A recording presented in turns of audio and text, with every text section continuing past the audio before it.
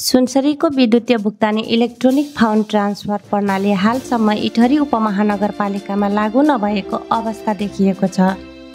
इएफटी भनेको कार्यालयमा हुने आर्थिक कारोबारहरूको सञ्चालन परम्परागत रूपमा चेक भुक्तानीबाट नभई विद्युतीय प्रणालीबाट रकम भुक्तानी हुने प्रणाली हो। इएफटी सरकारी कारोबारलाई डिजिटल प्रविधिमा जोडी सेवा प्रवाहलाई पारदर्शी, छिटो, छरितो एवं अभिलेख व्यवस्थापनमा महत्त्वपूर्ण टेवा पुर्याई समग्र सरकारी कारोबारमा सुशासन कायम गर्ने महत्त्वपूर्ण भूमिका पुर्याउने हुँदा यसको महत्त्व छ। कोशी प्रदेशमा यो व्यवस्था लागू नगर्ने कार्यालय इटहरी उपमहानगर रहेको छ।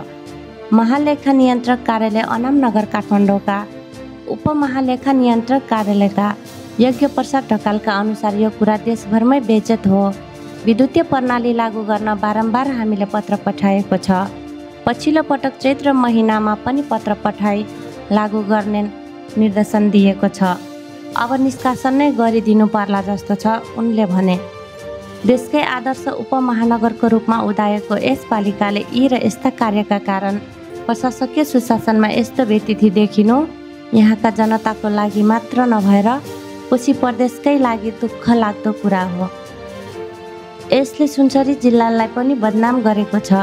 यो प्रणाली सञ्चालन कोशीका सबै स्थानीय तह लागू गरिसकेको परिप्रेक्ष्यमा इटहरी किन पछि परेको छ?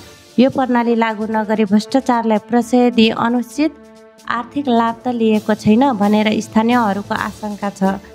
विगतमा जे जस्तो भए पनि अब पनि इएफटी गर्न बिल्कुल ढिला गर्न पाइँदैन, किनभने सुशासनसँग जोडिएको विषय भएकोले स्थानीय बुद्धिजीवीहरू बताउँछन्।